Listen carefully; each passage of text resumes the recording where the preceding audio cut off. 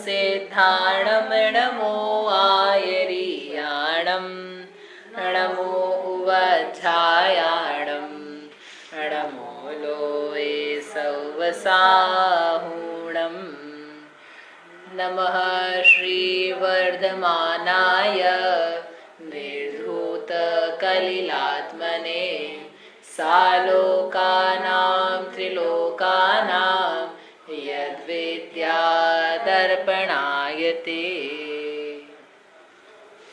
ये मांगलिक ग्रंथ है, श्री रत्नग्रंथ शावकाचार्य, इसके रचयिता आचार्य भगवान श्री समंत भद्र स्वामी हैं। इसमें तृतीय अधिकार में चालू हुआ है सम्यक चारित्र नाम का प्रकरण। प्रकरण नहीं है, अपना जीवन कैसे बने वास्तव में उसके लिए पूरी बात है। प्रकरण तो अपन नाम के लिए कह रहे थे, लेकिन प्रकरण से क्या समझ में आएगा कि बस पढ़ना है, हमको एक टॉपिक पूरा करना है। टॉपिक पूरा नहीं करना है, ये जो जैन आगम है, इस जैन आगम से अपना जीवन बनना चाहिए। जीवन नहीं बन पाए इसको पढ़ करके भी तो फिर क्या करेंगे, बिना पढ़े तो वैसे बेकार जाता है। पढ़ने पर समझ में आना चाहिए हमारी भूल कहाँ है, हमारे राग द्वेष परिणाम कहाँ है, मोह कैसा है और उसे कैसे वारा जाए, कैसे निवारा जाए, दूर किया जाए। तो कल देखा था कि आचार्य महाराज ने कहा कि भाई सम्यक दर्शन हो गया, सम्यक दर्शन हो गया, सम्यक ज्ञान भी हो गया, बहुत बहुत बधाई आपको। लेकिन अभी कुछ बाकी है। क्या बाकी है? सम्यक चारित्र। क्यों बाकी है, कारण क्या है? क्योंकि इसमें तो बोला कि मोह का नाश हुआ है और अपने अब जो राग द्वेष है उसके नाश के लिए अपने को सम्यक चारित्र। हाँ, वेरी गुड। कि अभी राग द्वेष के विनाश के लिए, राग द्वेष को दूर करने के लिए सम्यक चारित्र की आवश्यकता है। इसलिए साधु पुरुष प्रतिपद्यते यानी इसे स्वीकार करते हैं। किसे? चारित्र को। ठीक।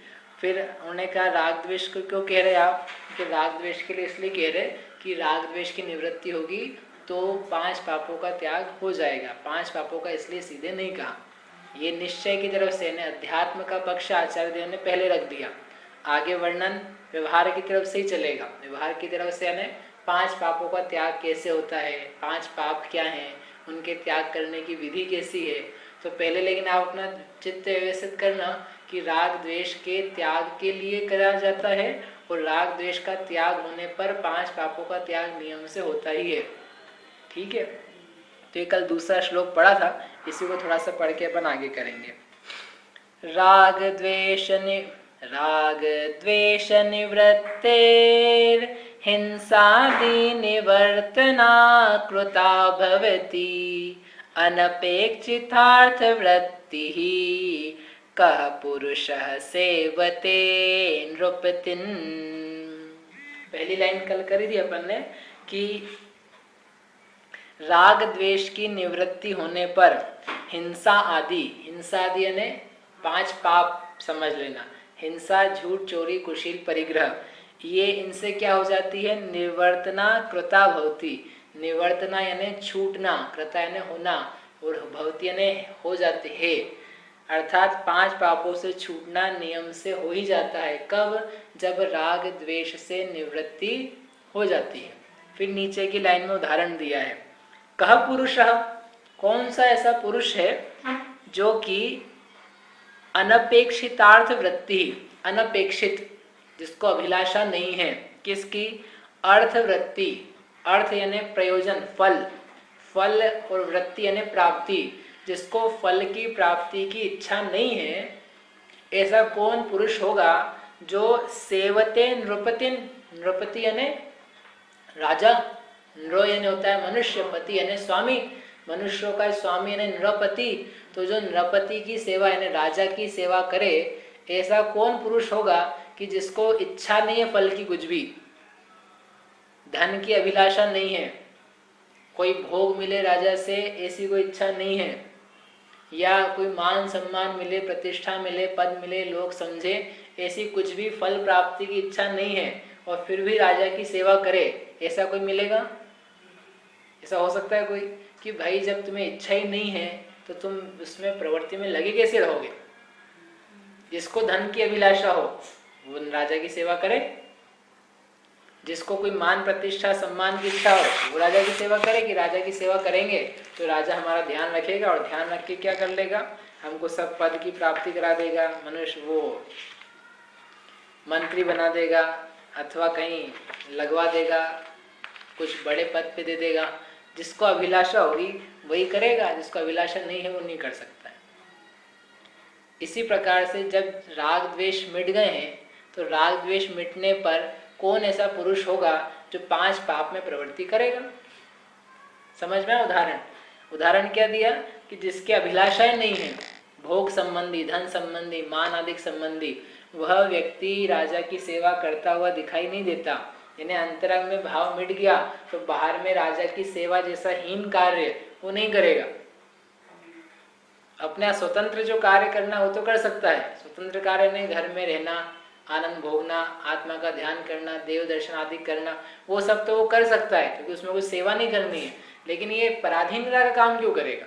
फिर भी यदि करता है तो ये कहा जाएगा कि बुद्धिमान नहीं है। बुद्धिमान तो नहीं होगा, कुछ चाहता नहीं फिर भी राजा की सेवा क्यों कर रहा है? ऐसे कैसे पंडित जी ने बहुत बड़े यहाँ पे एक बात कही, एक न्याय की नीति की। वो मूर्ख व्यक्ति है कि जिसको धनादि की अभिलाषा नहीं है फिर भी इधर उधर की चाकरियों में घूमता रहता है। धन प्राप्ति की कोई कामना नहीं है, कामना नहीं है ना, आवश्यकता नहीं है। बहुत सारे ऐसे लोग हैं कि जिनको धन की प्राप्ति की आवश्यकता नहीं है, घर में धन वैभव संपत्ति पर्याप्त मौजूद है, फिर भी कहाँ कहाँ काम करने के लिए निकल जाते हैं, कितने बरसों तक काम करते रहते हैं और काम करते हैं खुद का कुछ नहीं कर रहे हैं, उस सेवा नौकरी चाकरी तो कर रहे हैं। महाराज जी थे सुबोध सागर जी, तो प्रवचन में बड़ा बार लेते रहते थे, बोले कि माता है तो माता से हमने कहा कि तुम्हारे बालक को महाराज बना दो, मुनि बना दो। तो नहीं महाराज, मुनि नहीं बना सकते। तो क्या बनाओगे? बोले मेरा बेटा पढ़ेगा लिखेगा। क्या करेगा? पढ़ लिख करके वो MS करेगा, विदेश जाएगा, अमेरिका लंदन जाएगा, फिर वहाँ जाके क्या करेगा? वहाँ पर महाराज बहुत बड़ी बड़ी कंपनियां हैं, उसमें जॉब करेगा। जॉब करेगा नहीं क्या होगा? नौकरी करेगा। नौकरी करेगा उसे क्या कहते हैं? किसी की उसमें नौकरी मतलब किसी का काम करना, किसी का काम, किसी की सेवा करेगा। तो नौकरी करेगा नहीं क्या करेगा? उसका नाम क्या कहलाएगा? नौकरी करने वाले का नाम क्या है? तो ठीक है, करने की आवश्यकता पड़ती है ठीक, लेकिन जहाँ आवश्यकता नहीं है तो वो महाराज कहते थे कि तुम अपने बच्चों को नौकर बनाना चाहते हो और हम तुम्हारे बच्चों को महाराज बनाना चाहते हैं। महाराज बनेगा नहीं, राजा। महाराज किसे कहते हैं? राजाओं का भी जो राजा हो वो महाराज है, और सेवकों का सेवक हो।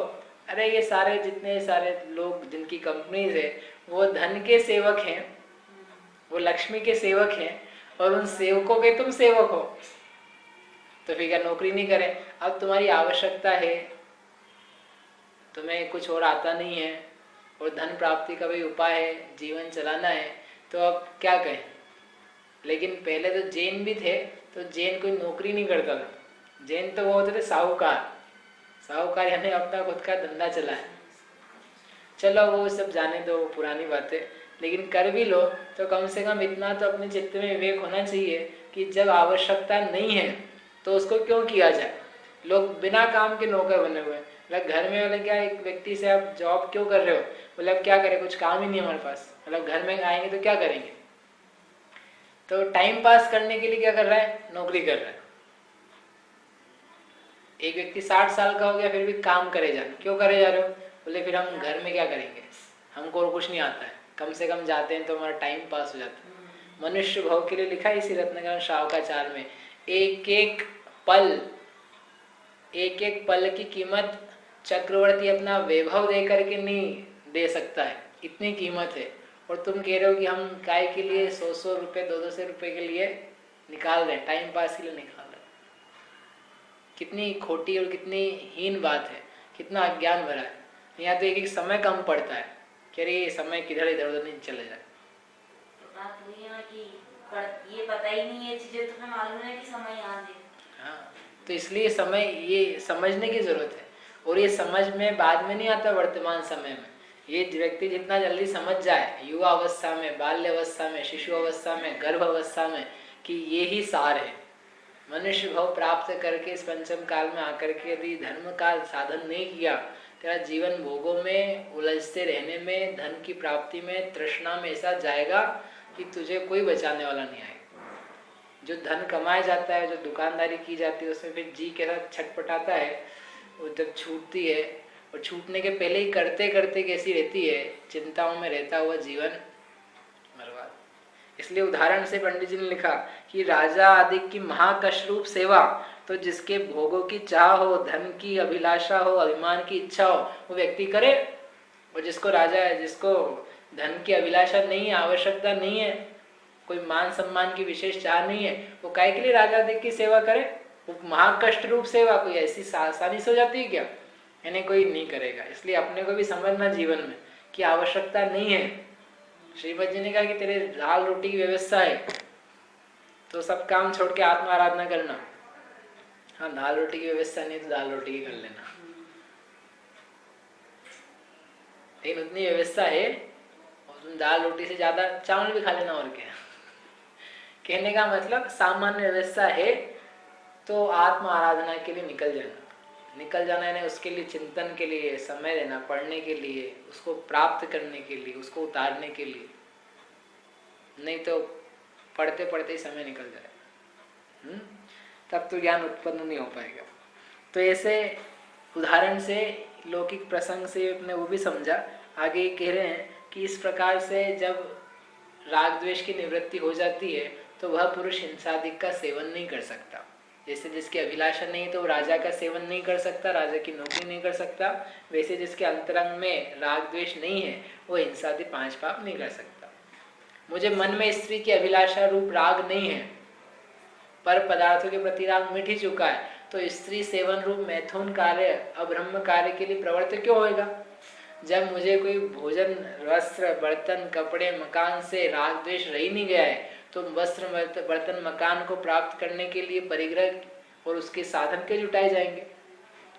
चोरी किस काम की? चोरी कैसे करेगा? चोरी करी जाती है जब इच्छा होती है, राग लगता है किसी पदार्थ से। झूठ बोला जाता है, जब कल उदाहरण करे थे ना अंत में सारे, यानी किसी प्रयोजन से किया जाता है वो सब, और वो कषायिक प्रयोजन है। और जब राग द्वेष रूप कषाय इतनी मंद हो गई, मिट गई कि तत्संबंधी कार्य करने का भाव ही नहीं होता, तो हिंसादि कार्य बन नहीं सकते। इसलिए उत्कृष्ट उदाहरण देकर के आचार्य देव ने सिद्ध किया कि ऐसा नहीं बन सकता। इसलिए राग द्वेष का त्याग होने पर हिंसादि का त्याग नियम से हो ही जाता है, ठीक है। और हिंसा आदि का त्याग करने पर राग द्वेष का त्याग हो भी जाता है, और कदाचित ना भी हो। जीव के परिणामों में शांति ना आ पाए तो वो राग द्वेष का त्याग नहीं कर पाता। यथायोग्य फिर भी होता है कि जितना 5 पाप का त्याग करेगा, बाह्य के अंतर्गत शुभ भाव धारण करेगा, तो उतना उसके मंदता आएगी। लेकिन जो राग द्वेष के त्याग की यहाँ कह रहे हैं, वीतरागता की आचार्य चर्चा कर रहे हैं। चारित्र का अधिकार है ना, आत्मा में लीनता की बात कह रहे हैं, क्योंकि आत्मा की लीनता के बिना राग द्वेष नष्ट नहीं होते, उसमें तन्मय नहीं होवे, लगे नहीं, स्वसंवेदन ना करे, तो उसको वीतरागता के अभाव में राग द्वेष जाएंगे कैसे? राग द्वेष का अभाव होना, तो ये तो अभाव की आप बात कर रहे हो। पॉजिटिवली कहो, पॉजिटिव में क्या आया? तो उन्होंने कहा, उनको कहना होगा कि शांति आई, मध्यस्थता आई, उदासीनता आई। ना मुझे राग रहा ना द्वेष रहा, तो कुछ रहा कि नहीं रहा? कि हाँ रहा। क्या रहा? उदासीनता, मध्यस्थता, तटस्थता, शांति, निराकुलता। और वापिस एक शब्द में कहे तो वीतरागता। वीतरागता प्राप्त हुई है, राग द्वेष गया है। तो जब वीतरागता आई है तो वीतरागी होने पर वह कुछ कार्य करेगा कैसे? और वीतरागी होने का मतलब आत्मा में लीनता है, ठीक है। तो ये जो राग द्वेष निवृत्ति कही है, यह हुआ निश्चय चारित्र। 2 प्रकार का चारित्र पहले भी दिखाया था 6 डाला में। आप रूप में लीन रहे थिर, सम्यक चारित्र सोई। आप रूप यानी अपनी आत्मा का जो रूप यानी स्वभाव है, वीतरागी स्वभाव, राग द्वेष रहित स्वभाव, ज्ञाता दृष्टा स्वभाव, ऐसे आप रूप में लीन रहे। और साथ में विशेषण दिया थिर, स्थिर रूप से, मग्नता विशेष बने, उसमें अचल हो जाए, सो सम्यक चारित्र कहिए, वह सम्यक चारित्र कहलाता है। और वही आचार्य देव ने यहाँ पर क्या लिया है? राग द्वेष की निवृत्ति रूप। तो यह हुआ निश्चय चारित्र। इस निश्चय चारित्र के साथ में पाया जाता है व्यवहार चारित्र, जिसको आगे कहा जाएगा। इससे हो गई निश्चय व्यवहार की सिद्धि। निश्चय चारित्र प्राप्त करने के लिए अब आचार्य कहेंगे व्यवहार चारित्र धारण करो। अभी कह रहे हैं कि निश्चय होने पर व्यवहार हो ही जाता है। निश्चय होने पर यानी राग द्वेष की निवृत्ति होने पर हिंसादि का त्याग हो ही जाता है। हिंसादि का त्याग क्या है? हिंसादि की निवृत्ति व्यवहार चारित्र। महाव्रत हैं या अणुव्रत हैं तो वे क्या है? व्यवहार चारित्र। और राग द्वेष की निवृत्ति, आत्मा में लीनता, ये निश्चय चारित्र। तो अभी क्या नियम दिया आचार्य देव ने कि राग द्वेष की निवृत्ति यानी निश्चय चारित्र होने पर व्यवहार चारित्र हो ही जाता है। अब आगे कहेंगे व्यवहार चारित्र के बिना निश्चय चारित्र नहीं होता है। व्यवहार चारित्र होने पर निश्चय चारित्र हो ही जाएगा, ये तो कहा ही नहीं हमने। लेकिन जो निश्चय चारित्र है, राग द्वेष की निवृत्ति, वीतरागता, वह बिना व्यवहार चारित्र के नहीं होगी। तो व्यवहार चारित्र होने पर हो ही जाएगी क्या कि नहीं, उसकी कोई गारंटी नहीं है। लेकिन हाँ, व्यवहार के बिना निश्चय नहीं होगा। इसलिए आपको हम उपदेश दे रहे हैं कि आप व्यवहार चारित्र धारण करो, व्यवहार चारित्र प्राप्त करो, व्यवहार चारित्र त्याग करो। तो अब जो चलेगी बात आगे तीसरे श्लोक से, तो वो यही कहेंगे 5 पापों का त्याग करो। 5 पाप त्याग करने चाहिए। तो कोई व्यक्ति कहने लगे कि नहीं नहीं महाराज, आपने कहा था राग द्वेष की निवृत्ति, हम तो वही करेंगे बस। कि भाई तेरे राग द्वेष की निवृत्ति बिना 5 पाप के त्याग की होगी कैसे? वास्तव में तो हम भी जानते हैं कि आत्मा में लीनता ही चारित्र है। लेकिन यह चारित्र एक व्यवहार अंतरंग बहिरंग की उज्ज्वलता के, परिणामों की निर्मलता के आएगा कैसे? जो भूमि है, भूमि में बीज बोया जाता है तो फसल आती है, हमें पता है। लेकिन वह भूमि जब तक तू नरम नहीं करेगा, पानी नहीं डालेगा, उसकी मिट्टी कोमल मुलायम नहीं होगी, उसमें बीज अंदर घुसने की शक्ति नहीं आएगी, तब तक तेरी फसल उत्पन्न कैसे होगी, हमें समझा। इसलिए बीज में से ही फल निकलेगा, ये तो पूरी निश्चित बात है। लेकिन बीज बोने के लिए उस मिट्टी का नरम होना भी आवश्यक है। पहले मिट्टी को नरम कर और फिर बीज डाल दे।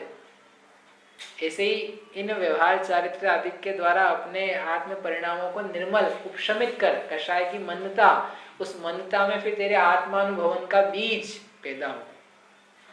तो बीज तो पहले हो गया ना हमारा सम्यक दर्शन, कि वो तो अभी सम्यक दर्शन, सम्यक ज्ञान, स्वसंवेदन किंचित हुआ है। लेकिन इसका प्रचुर आनंद चाहिए कि नहीं? ये तो तूने एक वृक्ष मात्र, एक पौधा लगाया था, तो उस पौधे में सभी और फल लाने की नहीं, तो खुशबू मात्र आई है। खुशबू के बाद इसमें फूल लाएंगे, फूल से इसमें फल खिलेंगे और फल से तेरा आनंद पकेगा। तो अभी तो तुझे सम्यक दर्शन ज्ञान का एक अंश प्रकट हुआ है। यही अंश प्रकट होता हुआ केवल ज्ञान में बदलेगा, वीतराग चारित्र में बदलेगा, आत्मानुभवन की पूर्ण लीनता में बदलेगा। वो चाहिए कि नहीं? तो उसके लिए कह रहे कि मिट्टी थोड़ी सी और उपजाओ, नहीं कोमल कर, उपजाओ भी बना, बराबर कर और बीज डाल। ठीक, ऐसे 5 प्रारब्ध में प्रवृत्ति नहीं चाहते। अब आके कहते हैं चारित्र होता कैसा है? आपने कहा चारित्र धारण करना है, वो चारित्र कैसा है? तो आगे चारित्र का लक्षण बताते हैं। गाथा नंबर 3 यूं है, इसमें 49 नंबर की। हिंसा नृत्य चौर्यभ्यो मैथुन सेवा परिग्रहाभ्याम च पाप प्रणालिकाभ्यो विरति संज्ञस्य चारित्रम। चारित्र किसे कहते हैं? आपने चारित्र नहीं बताया, ये तो आपने कह दिया राग द्वेष की निवृत्ति के लिए चारित्र धारण करना। तो वो चारित्र कौन सा है, कैसे धारण किया जाता है, किसे कहते हैं? तो कहते हैं कि सुनो, हिंसा, एक हिंसा नाम की वस्तु है। अनृत, अनृत यानी असत्य, रुत यानी सत्य, उसमें विपरीत किया तो अनृत।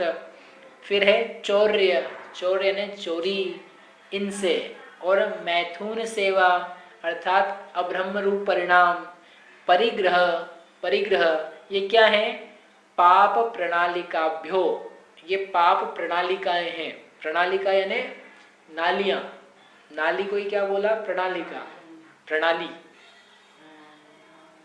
नालियां किस काम में आती है? कचरा, गंदगी, मलमूत्र, विष्ठा, अशुचि पदार्थ। तो इसलिए आचार्य ने पाप को क्या दिया? प्रणाली। ये नाली भी नहीं है, प्रणाली है, बहुत ज्यादा गंदी नाली, प्रकृष्ट नाली, बहुत ऊंची नाली है। इसमें सारे जगत का पाप बहता है, सारे जगत की गंदगी बहती है। ऐसे एक गंदी चीज है, अच्छी चीजें नहीं है। इन पाप प्रणालिकाओं से विरति ही, जो विरति है, विरक्त होना है, दूर होना है, उसे क्या कहते हैं? संज्ञस्य चारित्रम। संज्ञ से न सम्यक ज्ञानी पुरुष का संज्ञ। संज्ञ किसे कहेंगे? ज्ञ बोलते हैं जानने को, जो जानने वाला है, ज्ञाता है, उसे कहते हैं ज्ञ। ज्ञ अकेला ही बोलोगे तो भी आत्मा ही समझ में आता है। ज्ञ यानी जानना, और ज्ञ यानी जो जानता है वह। तो जो जानता है वह कौन है? वह आत्मा है। तो सभी आत्मा ज्ञ है, ये सभी आत्मा ज्ञ है, लेकिन किसकी हम बात करें? संज्ञ। संज्ञ में सम उपसर्ग लगाया है, तो वो क्या हुआ? सम्यक। जो सम्यक जानता है, यानी कौन हुआ? सम्यक ज्ञानी। जो सम्यक ज्ञानी पुरुष है उसका यह चारित्रम चारित्र है। क्या चारित्र है? हिंसा, असत्य, चोरी, अभ्रम या कुशील या मैथुन और परिग्रह, इन 5 पाप की प्रणालिकाओं से विरक्त हो जाना, व्यावृत्त हो जाना, व्यापृत हो जाना, निकल जाना उससे, उसे कहेंगे चारित्र। यानी अब क्या निकली चारित्र की परिभाषा? 5 पापों के त्याग करने को चारित्र कहते हैं। और त्याग भी कैसा होना? विरक्त होकर के। विरति शब्द दिया, रति का अर्थ होता है उसमें प्रेम लगना, अच्छा लगना, और विरति यानी निकल जाना, विगता रति, जिसमें से रति निकल चुकी है। रति यानी क्या है? कषाय। कौन सी कषाय? सुहावना लगने रूप, अच्छे लगते हैं। 5 पाप जब जीव करता है तो उसको करने में अच्छा लगता है, टीवी देखने में अच्छा लगता है, बुरा लगता है? अच्छा लगता है। धन कमाने में, धन बढ़े, बढ़ता जाए, बढ़ता जाए, बढ़ता जाए, कैसा लगता है? अच्छा लगता है। स्त्री आदि के भोग जीव करता है तो कैसा लगता है? अच्छा लगता है। कोई चोरी कर लेता है, चोरी व्यक्ति, और की चोरी सफल हो जाए, कैसा लगता है? झूठ बोलते हैं लोग रोज दिन भर यानी यथा योग्य अवसरों पर, तो उसे बोलता है, लगता है कैसा है? अच्छा लगता है। यानी 5 पाप करते हुए उसमें रति पैदा होती है व्यक्ति को, विरति नहीं होती, तो वो चारित्र नहीं हो पाता, वो मिथ्या चारित्र हो जाता है। मिथ्या दर्शन तो पहले ही था। वो 5 पाप कर रहा है, और कैसा कर रहा है? रति पूर्वक। तो 5 पापों में रति है, ये इसका मिथ्या चारित्र है, इसकी प्रवृत्ति ठीक नहीं है। इसका आत्मा की जो लीनता है, चारित्र ने लीनता, वो लीनता अशुभ कार्यों में लगी हुई है, बाह्य कार्यों में लगी हुई है। आत्मा से जो विपरीत बातें हैं उनमें इसका सारा मग्नता, लीनता, रतिपना लगा हुआ है, इसलिए वो तो कहलाएगा मिथ्या चारित्र। और ये जो सम्यक ज्ञानी जीव है, जो पाप प्रणालिकाओं से विरति धारण कर रहा है, उसमें प्रेम नहीं कर रहा है, उससे भयभीत होकर के, उसे बुरा मान करके, दुख को देने वाला मान करके छोड़ रहा है, उसे कहते हैं चारित्र। इसके लिए 5 पापों से विरक्त होकर के त्याग करने को चारित्र कहते हैं। सूत्र जी में सूत्र है 7वां अधिकार, हिंसा नृत स्तेया ब्रह्म परिग्रहेभ्यो विरतिर्व्रतम। हिंसा, अनृत, स्तेय यानी चोरी, अब्रह्म यानी मैथुन, कुशील, परिग्रह, इनसे विरति होना, उसे व्रत कहते हैं। वहां नाम दिया व्रत का, और यहाँ नाम दिया उसी को चारित्र। एक ही, अभी उस दोनों एक ही अर्थ में है। सूत्र भी याद कर लेना, हिंसा अनृत स्तेया ब्रह्म परिग्रहेभ्यो विरतिर्व्रतम, और ये 2 लाइन भी करनी है। पाप किसे कहते हैं? बोलो बहन जी, पाप किसे कहते हैं? पाप की परिभाषा बताओ। नहीं पता? बोलो, पाप किसे कहते हैं? खुशबू, मन वचन कार्य से किसी को दुख पहुंचाना, उसको पाप कहते हैं। हाँ, किसी को दुख पहुंचाना हो तो हिंसा हो गई। पाप किसे कहते हैं? जो आपने कहा वो पाप का प्रकार है, हिंसा नाम का पाप। पाप किसे कहते हैं? बालवोध 2 में पढ़ाया था। किसे कहेंगे पाप? सोच के आना, पाप किसे कहते हैं? कल पूछेंगे। अपने को पता है पाप क्या होते हैं, और ये प्रवृत्ति पाप है, इन पाप को डिफाइन करो। तो अपन क्या डिफाइन करेंगे? ठीक, ऐसी जो पाप प्रणालिका है, आचार्य कह रहे जो गंदी चीज है, प्रणालिका यानी जहाँ से मल बहता है, बेकार चीज, एक प्रकार से डेफिनेशन आ गई, जो बुरी चीज है, जो दुख की कारण है, जो दुर्गति में ले जाने वाली है, जो दुख को बढ़ाए वो पाप। जो दुख को बढ़ा, जो दुख का कारण बुरा कार्य है वह पाप है। आज ही बता दिया। चलो, पाप किसे कहते हैं? दुख के कारण बुरे कार्य को पाप कहते हैं, जिससे जीव का अहित होवे, जीव दुख को प्राप्त करे, वर्तमान में भविष्य में दुख की विपत्ति आ जाए, उस कार्य को, उस भाव को आचार्य पाप कहते हैं। सर्वार्थ सिद्धि में परिभाषा दी पाप की, क्या कहा? पाप को पाति इति पापम, पाति यानी रक्षा करना, जो जीव की रक्षा करे उसे पाप कहते हैं, ऐसा लिखा है। जो जीव की रक्षा करे, पा धातु है ना, पा धातु है ना रक्षा करने, जो जीव की रक्षा करे उसे पाप कहते हैं। कि ये कैसे है?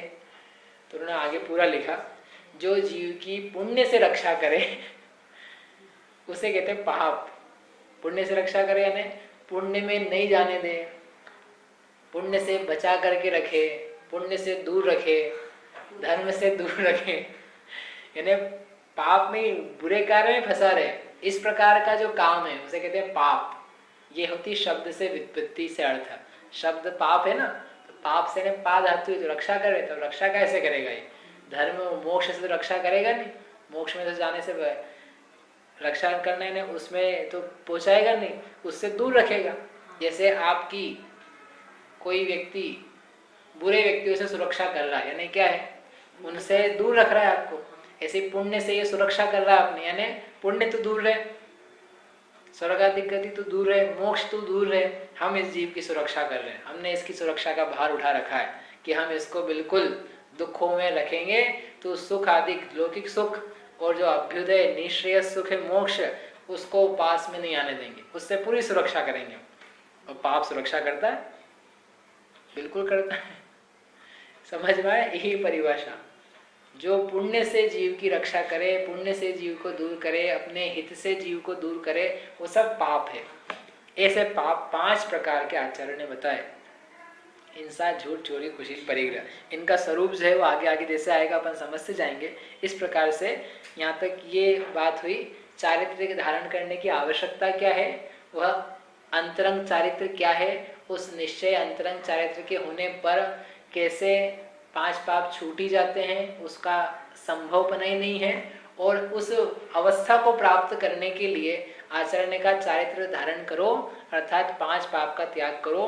कि 5 पाप के त्याग करने को व्यवहार चारित्र कहते हैं। और यह व्यवहार चारित्र है साधन, और उस व्यवहार चारित्र के माध्यम से निश्चय चारित्र के प्रकट होने के अवसर उत्पन्न होते। निश्चय चारित्र प्रकट हो ही जाता है ऐसा नहीं, लेकिन अवसर पैदा हो चुके हैं।